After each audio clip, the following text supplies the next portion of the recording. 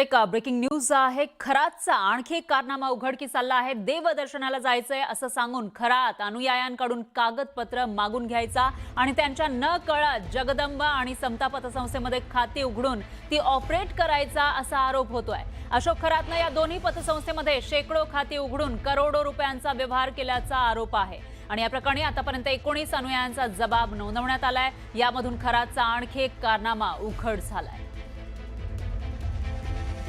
तर हे प्रकरण नेमकं काय आहे आपण समजून घेण्याचा प्रयत्न करूयात। ग्राफिक्सच्या माध्यमातून देवदर्शनाला जायचं असं सांगून अनुयायांकडून त्यांची कागदपत्र घेतलेली होती खरातनं असा आरोप करण्यात आला आहे। त्यांचे फोटो, पॅन, आधार कार्डची मागणी अनुयायांकडून केलेली होती। त्यांचे जे कथित भक्त होते त्यांच्याकडून यानं हे सगळं घेतलेलं होतं आणि आपल्या अनुयायांना न सांगता त्यांच्या नावे बँक खाती उघडली। त्यांच्याकडून जी कागदपत्र घेतली होती त्याच्या आधारे आणि समता त्याचबरोबर जगदंब पतसंस्थेमध्ये शेकडो बँक खाती अशाच पद्धतीने त्याने उघडली होती अशी धक्कादायक माहिती आता समोर येते। तसा आरोप केला जातोय। अनुयायांच्या बँक खात्यामधून कोट्यावधींचे व्यवहार त्याने स्वतःच केले, कारण तो नॉमिनी स्वतःच होता। त्याचा स्वतःचाच मोबाईल नंबर या सगळ्या खात्यांना जोडलेला होता आणि अशा पद्धतीने त्याने हे सर्व व्यवहार कोट्यावधींचे केल्याची माहिती आहे। दरम्यान 19 अनुयायांचा जबाब या प्रकरणामध्ये नोंदवला गेला आहे आणि त्यांनी जी माहिती दिली आहे ती अतिशय धक्कादायक आहे।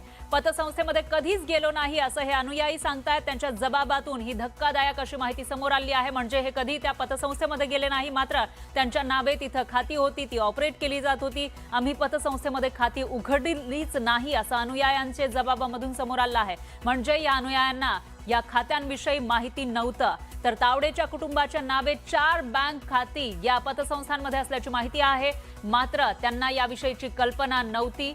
परब कुटुंबाच्या नावे समता पतसंस्थेमध्ये 4 बँक खाती आहेत अशी ही धक्कादायक माहिती समोर आलेली आहे। तर खंडणीची तक्रार केलेल्या राजेंद्र जासूदच्या नावे सुद्धा 2 खाती या ठिकाणी उघडल्याची माहिती समोर आली आहे।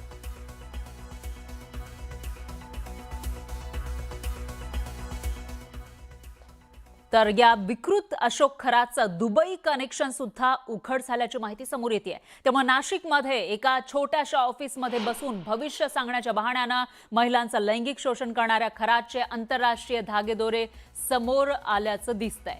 अशोक खरात हा हवाला रॅकेट चालवत असल्याचा संशय तपास यंत्रणेला आहे आणि या संदर्भात तपास सुरू असताना एक धक्कादायक अशी माहिती समोर आली आहे। नाशिकच्या कॅनडा कॉर्नर भागामध्ये 5 माणसंही केबिनमध्ये बसू शकणार नाही इतक्या छोट्याशा ऑफिसमध्ये बसणाऱ्या खरातचा मुंबईमधल्या एका 5 स्टार हॉटेलमध्ये आलिशान सूट बुक होता आणि तोही वर्षभरासाठी बुक असायचा अशी माहिती समोर आली आहे। थोडं नाही तर वर्षभरासाठी हे सूटचं बुकिंग केलेलं होतं आणि या सूटचं एका दिवसाचं भाडं 25,000 रुपये म्हणजे 365 दिवसांचं भाडं आपण कॅल्क्युलेट केलं तर 91,25,000 रुपये इतकं होतं।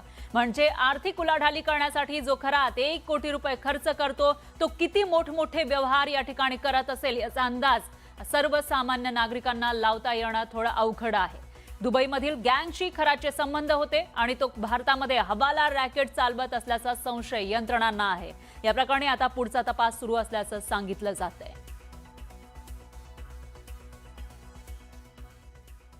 तर खरातचं हे प्रकरण नेमकं काय आहे तेही आपण समजून घेण्याचा प्रयत्न करूयात। एक 5 स्टार हॉटेलमधून हवाला रॅकेट चालत होतं का असा सवाल उपस्थित होतोय, कारण जी माहिती यामध्ये समोर येते ती अतिशय धक्कादायक आहे। 5 स्टार हॉटेल तेही मुंबईमधलं आणि मुंबईमधील या 5 स्टार हॉटेलमध्ये वर्षभरासाठी खरातच्या नावे एक सूट बुक होता अशी माहिती समोर आलेली आहे आणि या सूटची एका दिवसाचे जे चार्जेस आहेत, बुकिंग अमाऊंट आहे ती ऐकल्यानंतर तुम्हाला धक्का बसेल।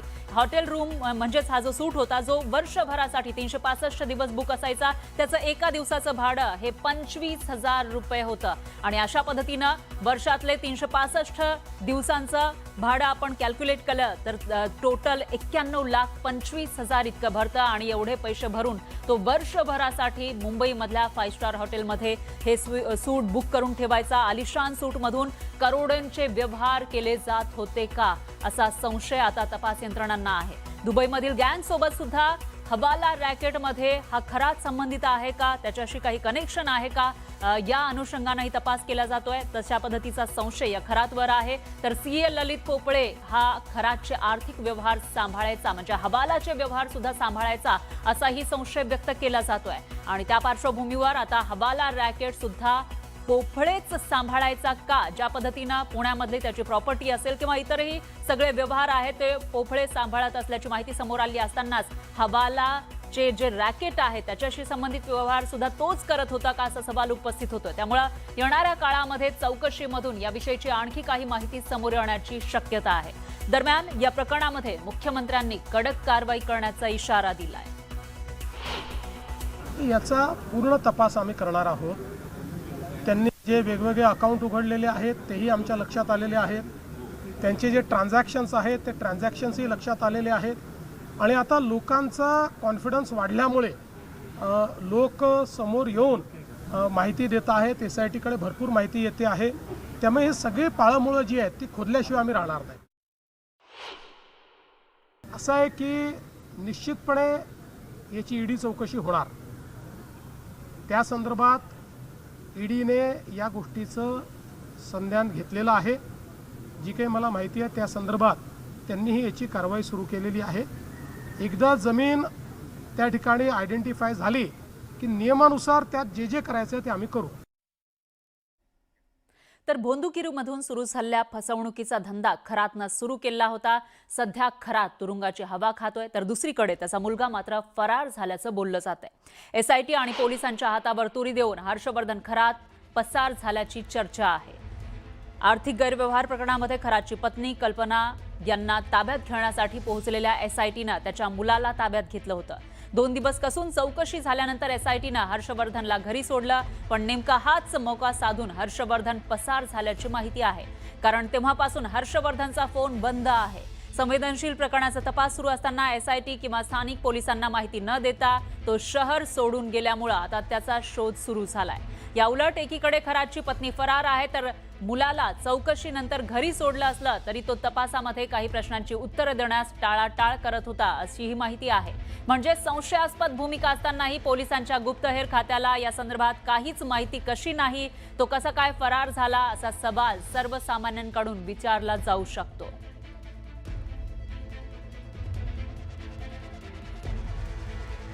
तर या प्रकरणामध्ये नेमकं काय घडलेलं आहे आपण समजून घेण्याचा प्रयत्न करूयात ग्राफिक्सच्या माध्यमातून। खरातच्या पत्नीला ताब्यात घेण्यासाठी गेलेल्या SITनं हर्षवर्धनला ताब्यात घेतलेलं होतं। पत्नी सापडली नाही, मात्र त्यावेळेला नाट्यमय घडामोडी घडल्याचं पाहायला मिळालं होतं आणि त्याच्यानंतर खरातच्या मुलाला म्हणजे हर्षवर्धनला ताब्यात घेतलं होतं आणि 2 दिवस हर्षवर्धनची कसून चौकशी यंत्रणांकडून करण्यात आलेली होती।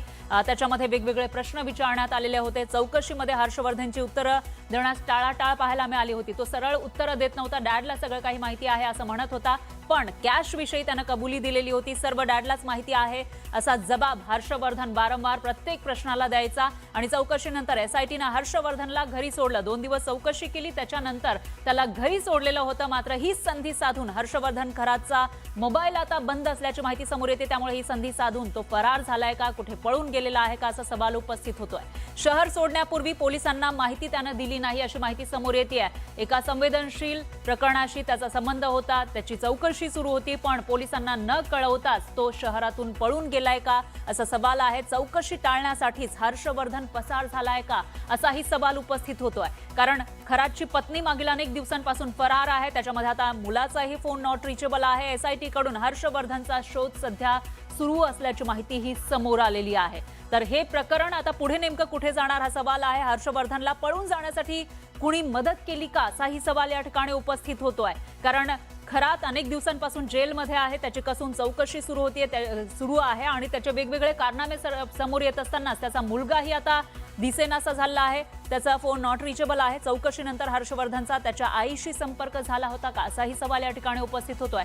कारण कल्पना खरात ही अजून यंत्रणांना सापडलेली नाहीये। हर्षवर्धनवर पोलिसांचा वॉच का नव्हता, असा सगळ्यात मोठा सवाल या प्रकरणामध्ये उपस्थित होतोय। कारण ज्याची 2 दिवस चौकशी केली आणि मोठ्या आर्थिक व्यवहारांमध्ये प्रश्नांची सरबत्ती केली, मात्र जेव्हा घरी त्याला सोडलं त्यावेळेला पोलीस यंत्रणांनी त्याच्यावर वॉच ठेवला नाही का, हा सवाल या ठिकाणी उपस्थित होतो। या सर्व प्रश्नांची उत्तरं येत्या काळामध्ये आपल्याला मिळण्याची शक्यता आहे। त्याविषयीचे प्रत्येक अपडेट आपण घेत राहूया। दरम्यान या